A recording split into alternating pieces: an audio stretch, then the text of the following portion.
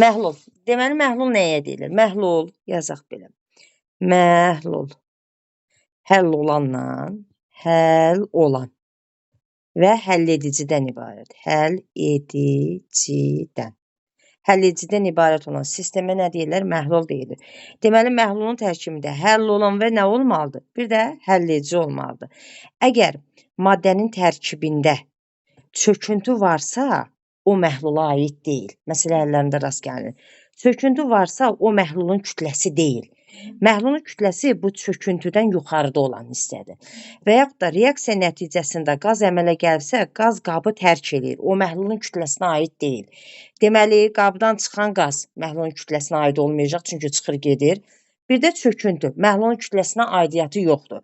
Həll olan və həll edici. Əgər çöküntüdürsə, bu çökübsə həll olmayan hissədir, düzdürmü?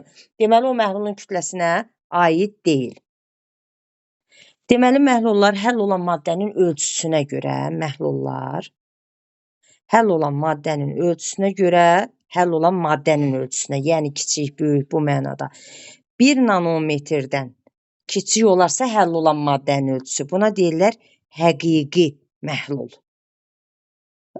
Sanki bu həqiqi məhlul bilirsiniz nədir? Homogen qarışıqlar. Məsələn, şəkərin suda məhlulu, duzun suda məhlulu, həqiqi məhlul. Həll olan maddənin ölçüsü 1 nanometrlə 100 nanometr arasındadsa, bu kolloid məhlul adlanır. Kolloid məhlula nişastanın suda məhlulu, bir də ki, silikat turşusunun suda məhlulu kolloid məhlullara aiddir. Bu ikisi düşə bilər, yəni. Sonra gəldik, ölçüsü 100 nanometrdən böyük olanlar. Bunlara deyirlər asılqanlar. Bunlar sanki elə bir məhlulda asılı vəziyyətdə qalır da. Ölçüləri nə olur? Böyük olur, görsənən olur. Asılqanlar iki yerə bölünür. Suspenziyalar, bir də emulsiyalar. Suspenziya nədir? Biri bərk olmalıdır, biri də nə olmalıdır? Maye, biri də maye olmalıdır. Məsələn, qumla su suspenziyadır. Barium sulfat su suspenziyadır. Axı suda həll olmur. Sonra gil su suspenziyadır. Sonra emulsiya nədir? İkisi də maye olsun. Maye, bu da maye, bu da maye. Və bir-birində nədir? Həll olmasın. Məsələn, yağla su. Yağla su. Məsələn, nefit su. Sonra deyə bilərik benzin, bir də nə oldu? Su. Deməli, məhlullar həll olan maddənin ölçüsünə görə neçə yerə bölündü? 3 yerə. Ölçüsü 1 nanometrdən kiçik olanlar həqiqi məhlullardır. 1 ilə 100 arasında olan kolloid məhluldur. 100-dən böyük olan asılqanlardır. Asılqanlar neçə yerə bölündü? 2 yerə. Suspenziya, emulsiya. Suspenziya bərk maye olmalıdır. Gil su, qum su bir-birində həll olmamalıdır. Emulsiya ikisi də maye olub bir-birində həll olmayanlara deməli emulsiya deyil. Məhlullar həll olan maddənin qramına görə bölünürlər 3 yerə. Deməli, biri var həll olan maddənin ölçüsünə görə, böyüklüyünə, kiçikliyinə görə. Biri də var ki, həll olan maddənin, yazaq, məhlullar, aha, bölünürlər 3 yerə. Əgər 1 litr suda 10 qramdan çox həll olursa, buna deyirlər ki, yaxşı həll olan. 1 litr suda, yəni 1000 millilitrdə 10 qram həll olursa, yaxşı həll olan adlanır. Əgər 10 qramla 100 qram arasında həll olursa, buna deyirlər pis həll olan. Deməli, yox, burada 10 qramla, yazaq burada bir dəqiqə, 10 qramla 0,10 qramla 0,1 arasında, %1 qram arasında həll olursa, buna deyirlər pis həll olan. Deməli, 0,1 qramla aşağı həll olursa, buna deyirlər praktiki həll olmayan. Həll olmayan. Deməli, ondan yuxarı həll olanlara nə deyirlər? Yaxşı həll olan. Onunla 0,1 arasında olan pis həll olan. Deməli, %1-dən aşağıdırsa, yəni 1 litr suda qram olaraq, %1-dən aşağıdırsa, praktiki olaraq həll olmayan məhlullara nədir? Aiddir. Sonra, həll olma həm fiziki prosesdir, həm də kimya prosesdir. Məsələn, yazaq, həll olma. Fiziki prosesdir. Baxaq, fiziki. Məsələn, şəkəri suda həll edirəm. şəkəri suda neylədim? Həll etdim. Burada bir fiziki proses baş verdi. Kristal qəfəs dağıldı, yeni bir maddə əmələ gəlmədi. Ancaq sulfat turşusunu suda həll etdikdə özünə məsələn su birləşdirir. Ya bir dənə sulfat turşusunun mono, buna ikisini birləşdirəndə di deyirlər buna, yəni. Deməli, birində birləşdirə bilər, ikisini də kimyəvi yolla, yəni birləşdirir suyu özünə. Deməli, belə çıxır ki, həll olma həm fiziki prosesdir, həm də nədir? Kimyəvi proseslərə aiddir. Məsələn, sulfat turşusu ilə bərabər qələvinin də suda məhlulu kimyəvi prosesdir. Bəzi maddələr var ki, suda həll olanda kimyəvi proses baş verir. Məsələn, karbon qazı da suda həll olanda yeni bir maddə əmələ, karbonat turşusu əmələ gəlir. Sonra amoniakın suda məhlulu. Reaksiya gedirsə, artıq burada kimyəvi proses, o maddənin məhlulunu almaq olmur ki, o reaksiya gedir. Yəni, reaksiya gedəndə yeni bir maddə əmələ gəlir, o məhlulunu almaq mümkün deyil. Məsələn, amoniakın suda məhlulu, karbon qazının suda məhlulu yeni bir reaksiyanın getmə əlamətini göstərir. Deməli, belə çıxır ki, həll olma həm fiziki prosesdir, həm də nədir? Kimyəvi proses. Sonra, həll olan maddənin qramına görə, bayaqlar dediyi 1 litrdə, məsələn, ondan çox həll olursa yaxşıdır, onunla 0,1 arasında həll olursa, pis həll olanda %1-dən aşağı həll olursa, praktik olaraq həll olmayanlara aiddir.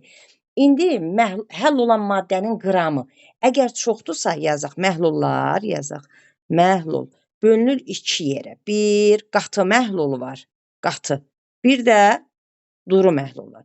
Əgər həll etdiyin maddənin miqdarı çoxdursa, o nə olacaq? Qatı məhlul olur. Əgər həll etdiyin maddənin miqdarı azdırsa, olur nə? Duru məhlul.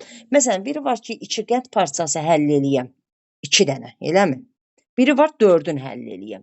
4-ün həll eləsəm qatı məhluldur. İkisini həll eləsəm nədir bu? Duru məhluldur.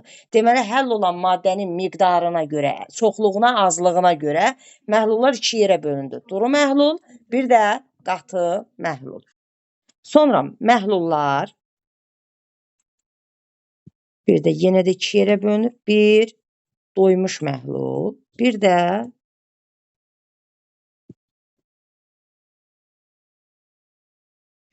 doymamış məhlul. Doymuş məhlul nədir? Doymuş məhlul odur ki, məsələn, tutaq ki, şəkəri suda həll etmişəm, yenə də şəkəri həll edəndə görürəm ki, o görsənir. Artıq bu doymuş məhluldur. Əgər görsənmirsə, şəkər əlavə edib, yenə də həll eləyirəm, artıq görsənmirsə şəkər, deməli, bu olur nə?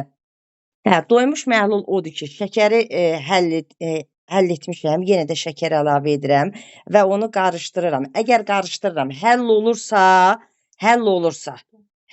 olursa, deməli bu doymamış məhluldur.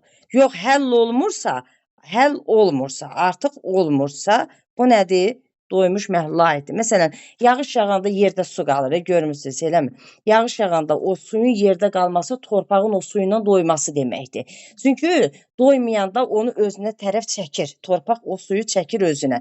Yox, əgər torpaq o suyu özünə çəkmirsə, torpağın üzərində su qalırsa, artıq bu o deməkdir ki, torpaq suyuna doymuş vəziyyətdədir. Başa düşdünüz mənasını? Doymuşun, doymamışın. Deməli, doymuş odur ki, yeni maddə həll edə bilmirəm. Doymamış odur ki, yeni maddə nədir? Həll etmək mümkündür. Bir də ifrat doymuş məhlulu var. İfrat doymuş. Bu nə deməkdir? İfrat doymuş nə deməkdir? İfrat doymuş odur ki, yəni doymuş məhluldur, qızdırıram, yenidən maddəni həll eləyə bilirəm. Qızdıranda axı temperatur artanda həll olma artır 5 maddələrdən. Deməli, əgər qızdırıramsa, ona deməli qızdırdıqdan sonra maddə əlavə edib o artıq həll olursa, bu artıq olur nə? İfrat doymuş məhlul. Doymuş məhlulu qızdırıb yenidən maddə əlavə edirəm. O artıq olur nə? İfrat doymuş məhlul adlanır. Deməli, doymuş, doymamış bir də nə olur? Üçüncü də ifrat. İfrat doymuş məhlul da adlanır. Deməli, doymuş məhlul, həll olma əmsalına gərək, doymuş məhlul odur ki, mində həll olan maddənin maksimum miqdarıdır. 1000 millilitr suda və yaxud da 1 litr suda maddənin maksimum həll olması onun nədir? Doymuş məhlul adlanır. Məsələn, tutaq ki, deyirəm, əgər 1 litr suda 2000 qram şəkər həll olursa, deməli onun həll olma əmsalı 2000-ə bərabərdir. Həll olma əmsalı nə ilə? KH ilə işarə edilir, bərabərdir. Sözlə yazırıq, həmişə yadımızda qalsın. Duzu bölürük suya, hansı ki o məhlulda duzla sudan ibarətdir axı. Duzu bölürəm suya və 1000-ə vururam. Bu bizdə nə olur? Həll olma əmsalı olur. Həll olma əmsalı nədir? 1 litr suda və yaxud da 1000 ml həlliyicidə həll olan maddənin qramlarla miqdarıdır. Həll olma əmsalının vahidi nədir? Duzun vahidi qramdır. Suyun da vahidi nədir? Litrdir. Deməli, həll olma əmsalının vahidi qram bölək litrə bərabər. Deməli, doymuş məhlul, doymuş məhlul. Duru da ola bilər. Bir də qatı da ola bilər. Aha. Duru məhlul nədir? Duru məhlul odur ki, burada suyun miqdarı çox olsun, həll olanın miqdarı nə olsun? Az olsun. Qatı məhlul nədir? Qatı məhlul odur ki, həll olan, adından görsənir də qatı. Həll olan çox olsun, su nə olsun? Az olsun. Deyirik ki, doymuş məhlul duru da ola bilər, qatı da ola bilər. İndi gəlin baxağın görək, doymuş məhlul nə idi? 1000-də həll olan maddə. Eləmi? 1000 qram suda həll olan maddə doymuş məhluldur. Yəni, maksimum nə qədər həll ola bilirsə, o doymuş məhlul sayılır. Məsələn, 1000 qram suda elə maddə var ki, tutaq ki, 5 qram həll olur. Eləmi? Bu doymuş məhluldur. Niyə doymuşdur? 1000-də maksimum bu qədər həll olur da ona görə. Deməli, bu 5 qram həll olursa, bu duru məhluldur. Amma doymuş məhluldur. Doymuş məhluldur ona görə ki, 1000 qramda 5-dən artıq həll olmur. Aha. Duru da ona görə ki, həll olanın miqdarı azdır, həll edicinin miqdarı nədir? Çoxdur. Gəldi indi qatı məhlula. Məsələn, elə maddə var ki, 1000 qram suda 1500 qram həll olur. Bax, 1000 qram suda 1500 həll olur. Deməli, bu oldu qatı məhlul. Həm də doymuş məhluldur. Doymuşdur ona görə ki, 1000 qram suda maksimum 1500 həll ola bilir. Qatı da ona görə ki, həll olanın miqdarı həll edicidən nədir? Çoxdur. Başa düşdünüz mənasını? Deməli, doymuş məhlul duru da ola bilir, qatı da ola bilir. Bax, 1000 qram suda əgər 5 qram maddə həll olursa, bu durudur. Amma doymuşdur. Doymuşdur ona görə ki, 1000 qram suda 5 qram həll ola bilir maksimum. Duru da ona görə ki, həll olan həll edicidən nədir? Azdır. Gəldik buran. 1000 qram suda 1500 həll olursa, bu demək ki, bu doymuşdur. Çünki bu maksimum 1500 həll ola bilir. Qatı da ona görə ki, həll olanın miqdarı həll edicidən nədir? Çoxdur. Bayaqlarda dedik ki, elə maddələr var ki, onların suda məhlulu mümkündür, eləsi var ki, mümkün deyil. Yəni, reaksiya gedirsə mümkün deyil də. Məsələn, florun suda məhlulu mümkün deyil. Florun. Məsələn, florun suda, Məsələn, florun suda məhlulu, məsələn, flor 2, suda məhlul nətər mümkün olsun? H-flor alınır, bir də nə alınır? Oksigen alınır. Məsələn, kalsium oksidinin suda məhlulunu hazırlamaq olmaz. Niyə? Çünki kalsium OH alınır. Amma H-xlorun suda məhlulunu hazırlamaq olar. Xlorid turşusuna çevrilir. H2S-in suda məhlulunu hazırlamaq olar. Sulfit turşusuna çevrilir. Sonra tutaq ki, natrium OH özü bərkdir də, sabun kimi sürüşkən, qələbədir. Onu suda məhlulunu hazırlamaq mümkündür. Sonra ancaq ki, tutaq ki, kalsium hidridin suda məhlulunu hazırlamaq olmur. Ona görə ki, su ilə reaksiya gedir, kalsium OH alınır. Reaksiya gedənin məhlulunu hazırlamaq olmaz. Getməyəni hazırlamaq olar. Kalsium OH alınır, bir də nə alınır? Hidrogen alınır. Deməli, yadımızda saxlayırıq. Əgər reaksiya gedirsə, onun məhlulunu hazırlamaq olmur. Getmirsə, onun məhlulunu nədir? Hazırlamaq olmur. Temperaturun həll olmaya təsiri. Temperatur.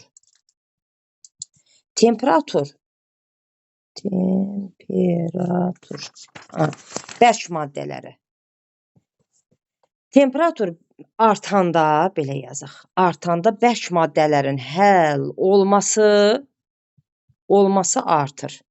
Bərk maddələrin həll olması artır. Temperatur artanda qazların həll olması azalır. Həll olması neyinir? Azalır. Temperaturun deməli artması ilə 5 maddələrin həll olması artır. Qazların həll olması neyinir? Azalır. Qazların suda həll olması ekzotermik prosesdir. Ekzotermik prosesdir. Qazların suda həll olanda, yəni istiliyə ayrılır. Eksotermik proses olduğuna görə qazların suda həll olması, yəni Q sıfırdan böyük olduğuna görə temperaturu artıranda onların həll olması azalır. Sonra gəldik nə? Bərk maddələr. Bərk maddələrin həll olması endotermik prosesdir. İstiliyin udulması ilə baş verir proses. Deməli, temperaturu artıranda bərk maddələrin həll olması neyinir? Artır. Qazların həll olması eksotermik prosesdir. Bərk maddələrin həll olması isə nədir? Endotermik prosesdir. Q endotermikdə sıfırdan kiçikdir, eksotermikdən sıfırdan böyükdür. Qazlarda temperatur artanda həll olma azalır. Bərk maddələrdə həll olma neyinir? Artır. Təzyiq. Təzyiq bərk maddəyə təsir etmir. Bərk maddəyə təsir etmir. Təzyiq artanda qazların həll olması artır. Qazların həll olması artır. İndi bax, nəyə görə? Tutaq ki, belə bir qabımız var. Bu da porşendir, rezin porşen. Bunu aşağıya doğru yaxınlaşdırırıq. Burada da qaz molekulları var. Eləmi? Biz bunu yaxınlaşdırsaq, porşen gəldi, tutaq ki, bura. Eləmi? Əvvəl molekullar belə idi, bir-birindən aralıdır. İndi həmin porşeni aşağıya sıxdıqca molekullar arasındakı məsafə neyinir? Kiçilir. Molekullar bir-birinə yaxın olur. Bir-birinə nə qədər yaxın olsa, yəni təzyiq nə qədər çox olsa, yaxın olsa, onlar bir-birinə toqquşur, bir-birini itələyir, toqquşaraq və neyinir? Həll olur. Yaxın olur axı bir-birinə. Amma təzyiqi artıranda həll olma qazlar üçün neyinir? Azalır. Təzyiqi artıranda həll olma qazlar üçün neyinir? Artır. Bərk maddələrə təzyiq təsir etmir. Təzyiq yalnız nəyə aiddir? Yalnız qazlara aiddir.